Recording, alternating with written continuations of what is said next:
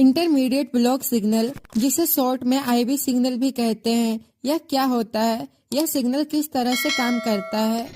यह सिग्नल क्यूल गया रेल खंड के किन किन सेक्शन में लगाया गया है और इनके लगने से क्या लाभ होगा? इस सिग्नल से जुड़ी जानकारी जानने के लिए वीडियो को अंत तक देखें।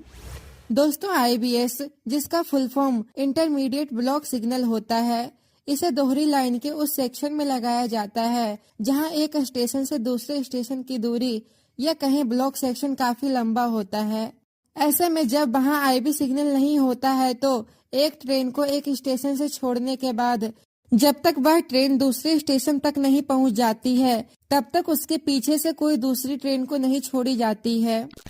जिससे ब्लॉक सेक्शन लंबा होने के कारण पीछे चल रही दूसरी ट्रेन को पहले से आगे चल रही ट्रेन के अगले स्टेशन तक पहुंचने का इंतजार करना पड़ता है, जिससे पीछे की दूसरी ट्रेन लेट भी हो जाती है।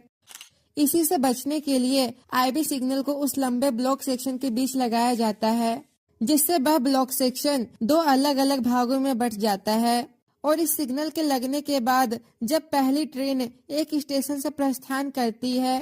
और वह ट्रेन आईबी सिग्नल को पार कर लगभग 400 मीटर आगे निकल जाती है तो पीछे से चल रही दूसरी ट्रेन को भी आगे का सिग्नल मिल जाता है। इस सिग्नल के लग जाने से पीछे चल रही दूसरी ट्रेन को आगे चल रही पहली ट्रेन को अगले स्टेशन तक पहुंचने तक का लंबा इंतजार नहीं करना पड़ता है।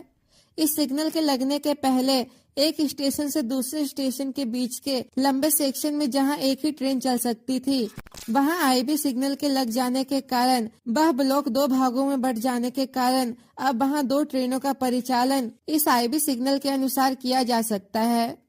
इस कारण से क्यूल गया रेलखंड में भी 3 स्थानों पर आईबी सिग्नल को लगाया गया है,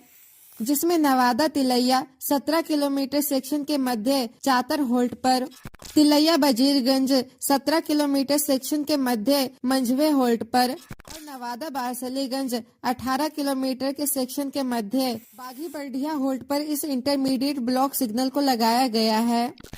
जिसमें से नवादा बारसलीगंज सेक्शन के मध्य बाघी बर्डिया होल्ट पर यह सिग्नल चालू नहीं हुआ है और शेष दोनों स्थानों के आईबी सिग्नल को ऑपरेशनल या दूसरे शब्द में कहें तो चालू कर दिया गया है। आने वाले समय में जब इस रेलखंड पर ट्रेनों की संख्या बढ़ेगी तो यह सिग्नल ट्रेनों के सुचारू रूप से परिचालन में काफी मददगार साबित होंगे।